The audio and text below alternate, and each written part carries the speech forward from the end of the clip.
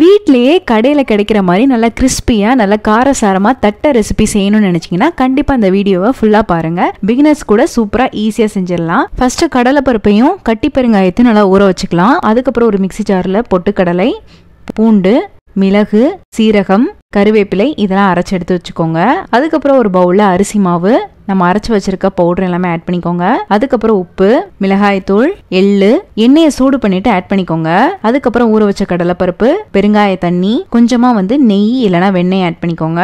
Add பண்ணிட்டு நல்லா கொஞ்சம் கொஞ்சமா தண்ணி ஊத்தி நல்லா மிக்ஸ் பண்ணிக்கலாம். நல்ல ஒரு சாஃப்டான மாவா பிசைஞ்சு வச்சுக்கோங்க. ரொம்ப கெட்டியா பிசைஞ்சிடாதீங்க, தட்டை கல்லு மாதிரி ஆயிடும். இப்போ ஒரு பிளாஸ்டிக் கவர் இல்லைன்னா வாழை இலை எடுத்துக்கோங்க. அதுல எண்ணெய் அப்ளை பண்ணிக்கலாம். நல்லா சின்னதா உருட்டிட்டு இந்த மாதிரி ஒரு சின்ன கிண்ணத்தை வச்சு நல்லா பிரஸ் பண்ணிட்டீங்கன்னா அழகா தட்டை ரெடி ஆயிரும். இன்னொரு மெத்தட்ல செய்யணும்னு நினைச்சீங்கன்னா சப்பாத்தி மாவு மாதிரி தேய்ச்சிட்டு ஒரு பாத்திரத்தை வச்சு அச்சு எடுத்துட்டீங்கன்னா அழகா ரெடி ஆயிரும். இப்போ எல்லாத்தையும் எண்ணெயில நல்லா ஃப்ரை பண்ணி எடுத்துட்டீங்கன்னா கிறிஸ்பியான தட்டை ரெடி ஆயிரும்.